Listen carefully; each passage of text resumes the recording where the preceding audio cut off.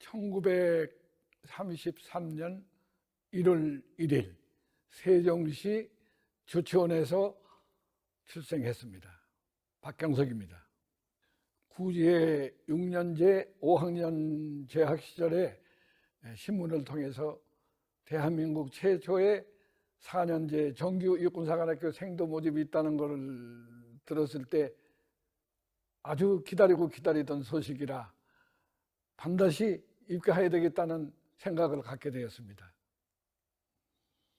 그래서 그때 시험을 보려니까 졸업생이 아니기 때문에 예비 시험을 거쳐야 된다고 해서 수도여 중에서 예비 시험을 보고 합격, 용산중학교에서 본시험을 보고 합격, 연령 미달인데도 나도 들어가게 되었습니다.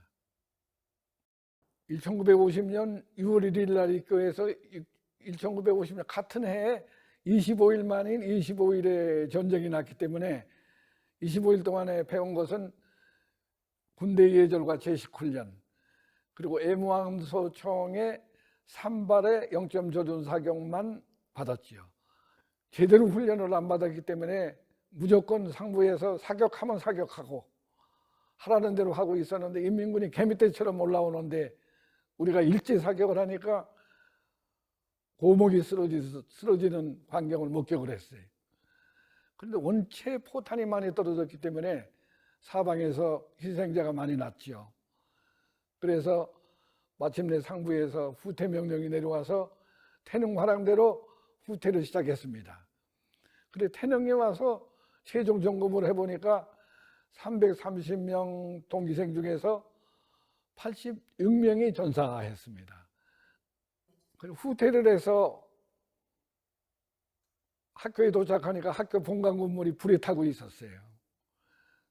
그래서 이제 계속적으로 남쪽으로 후퇴하라는 명령이 있어가지고 광나루를 거쳐서 수원에 이제 후퇴를 했습니다. 근데 거기에서 이제 특공대를 모집을 했어요. 한강선 방어가 시작됐으니까 한강선 방어에 나와라. 그래서 생도 중에서 일부가 지원을 해가지고 서로 트럭을 타고 한강선에 배치돼서 나는 맨 앞에서 그 원창이 생도하고 함께 소총을 쏘면서 인민군을 막아냈습니다. 그러나 잠깐 동안에 우리는 또 후퇴해야만 됐지요. 그 부산 동래 중학교에 오니까 육군사관학교 해설명령이 나왔어요. 그래서 시흥에 있던 보병학교하고 육군사관학교하고 합쳐서 육군종합학교가 탄생했습니다. 육군종합학교에서 3개월간 훈련을 받고 육군서기로 임관했죠. 압록강까지 이제 후퇴를 인민군이 했죠. 그래가지고 중공군이 개입하니까 중공군 세력하고 합쳐가지고 남진을 하기 시작했어요. 그래 평창 북방에 107, 197을 점령하라는 명령이 나왔죠. 그게 3대대 전체 대대 공격이에요. 근데 우리 3소대는 그 3대대 10중대의 1개 소대로서 이제 공격을 시작하는데 아무래도 소대장은 앞장을 서야 됩니다. 그래 앞장을 서다가 잘 공격에 성공되는 줄 알았더니 인민군들이 벌떡 일어나서 수류탄 하나가 날라오더라고요. 그때부터 의식이 없습니다. 눈을 떠보니까 인민군 야전 치료소예요. 그 후 며칠 후에 눈을 떠보니까 인민군 사단장이 나를 보더니 몇 살이냐? 17살입니다. 근데 어떻게 국방부는 어린 소년을 소위 인간시켜서 내보내지?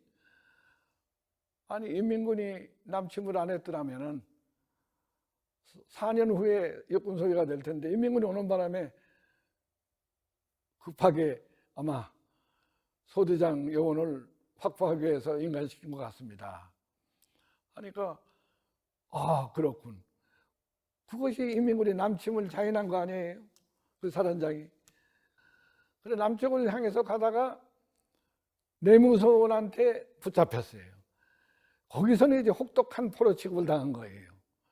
강압적인 신문, 강압적인 감시, 그리고 식사라든가 뭐 이런 것도 거의 죽지 않을 정도로 그렇게 줘서 아주 어려운 고비를 한 달 반 동안 했는데, 공교롭게도 거기에서 우리 동기생 하나가 포로로 끌려오는 곳을 만났어요. 그래, 박준승 소위예요. 그 소위하고 합심해서 탈출했습니다. 그래 이제 남쪽에 와서 다시 군복을 갈아입고 소위 계급장을 달고 그렇게 하고 수문해 보니까 우리 고향 조치원에서 후퇴해가지고 부산에 있다는 말을 듣고 가니까 깜짝 놀라죠. 죽은 사람이 살아와서 장례식까지 하고 이제 완전히 죽은 걸로 이제 알고 있었는데 살아보니까 대단한 난리가 난 거예요. 그래서 그 후에 알고 보니까 박경서 소위의 무덤이 동작동 국립묘지에 생겼다는 거예요. 그래서 동작동 국립묘지에 내 군번을 대고 찾아가니까 15-2 묘가 바로 박경석 소위의 묘라는 것을 내가 발견을 했습니다. 제가 생도 2기 회장이 돼가지고 이제 그래서 이제 굉장히 어려운 고비를 넘기면서 86명을 육군 소위로 추서 임관시키고 또 이제 우리 생도 2기가 명예를 회복해가지고 육군사관학교에서 명예 졸업식을 거창하게 열어줬어요. 아주 후배들이 고마운 일을 우리 선배한테 한 거죠.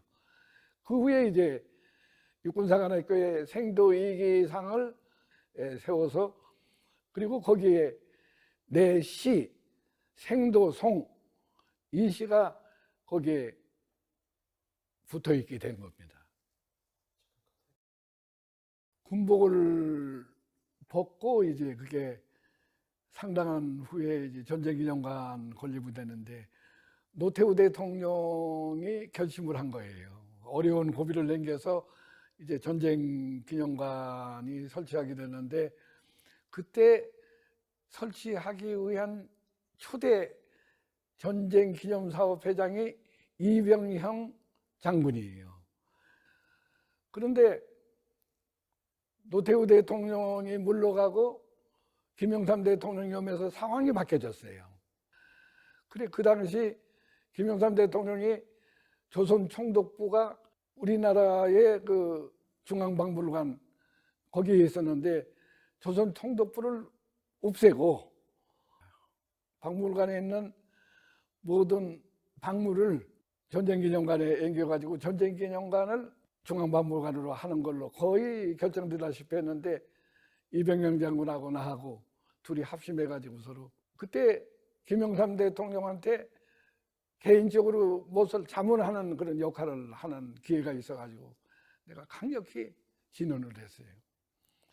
그래서 이제 김영삼 대통령의 마음을 돌려가지고 전쟁기념관을 그대로 두기로 해서 이게 준공이 된 겁니다.